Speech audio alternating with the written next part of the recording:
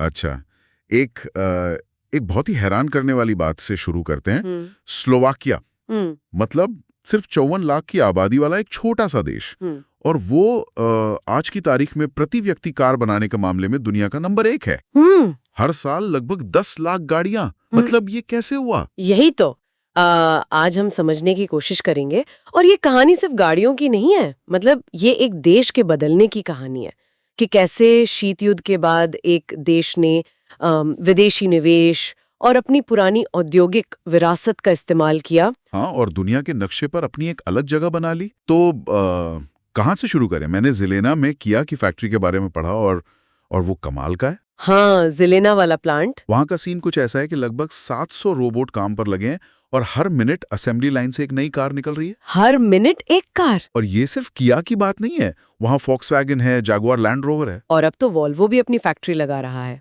बिल्कुल। लेकिन इन फैक्ट्रियों की असली जान तो वहां के लोग हैं। जैसे एक कहानी थी 48 साल के मार्सेल पोखोन की। हाँ हाँ, मैंने भी पढ़ा। वो इसे अपनी ड्रीम जॉब कहते हैं ना। हाँ, और वो इसके लिए विदेश से काम छोड़कर वापस अपने देश आ गए। और एक 23 साल की सिमोना क्रनोवा भी थी। अच्छा। जिनके परिवार के कई लोग उसी फैक्ट्री में काम करते हैं। उनकी महीने की सैलरी लगभग 1300 यूरो बताई गई है। अब ये यूरोपीय संघ के औसत से तो काफी कम लगता है ना? हाँ, मतलब अगर आप ईयू एवरेज देखें जो करीब 3417 यूरो है, तो ये कम है।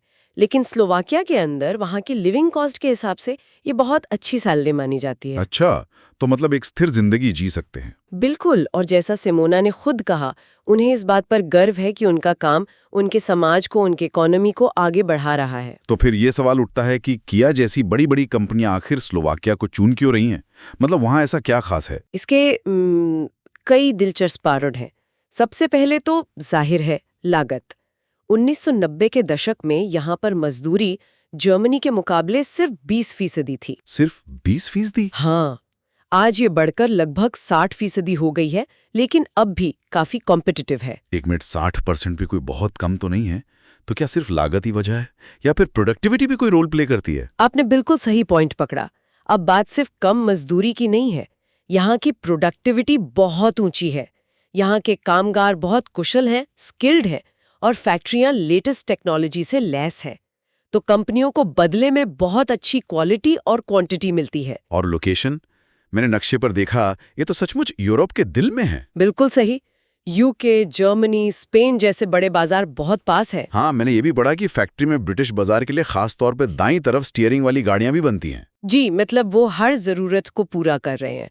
और सिर्फ लोकेशन ही नहीं, वहाँ एक पूरा इकोसिस्टम बन चुका है।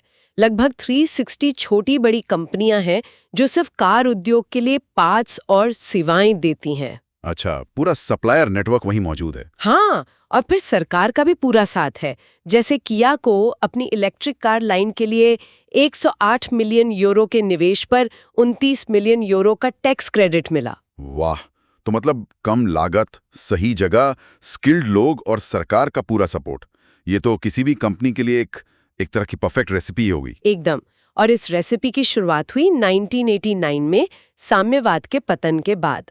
1991 में जब फोक्सवैगन ने स्कोडा में इन्वेस्ट किया, वो एक टर्निंग पॉइंट था। उसके बाद तो जैसे दरवाजे ही खुल गए। और ये ट्रेंड सिर्फ स्लोवाकिया में ही नहीं, बल्कि चेक गणराज्य, पोलैंड, हंगरी में भी दिखा है ना? बिल्कुल। इन सभी देशों ने कम मजदूरी और कुशल श्रमिकों का फायदा उठाया।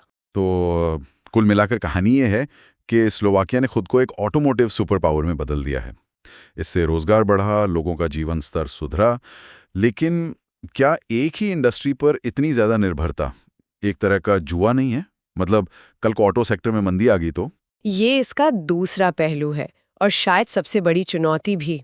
किसी एक उद्योग पर इतनी ज्यादा निर्भरता इकोनॉमी के लिए जोखिम भरी हो सकती है। अगर ग्लोबल कार मार्केट में कोई बड़ी गिरावट आती है, तो इसका सीधा और बहुत गहरा असर स्लोवाकिया पर पड़ेगा। और यहीं पर हम अपने श्रोताओं के लिए एक सोचने वाली बात छोड़ते हैं। स्लोवाकिया की सफलता का ये मॉडल पेट्रोल डीजल वाली गाड़ियों के दौर में तो मतलब शानदार काम कर गया, लेकिन अब दुनिया इलेक्ट्रिक वाहनों और ऑटोमेशन की तरफ तेजी से बढ़ रही है।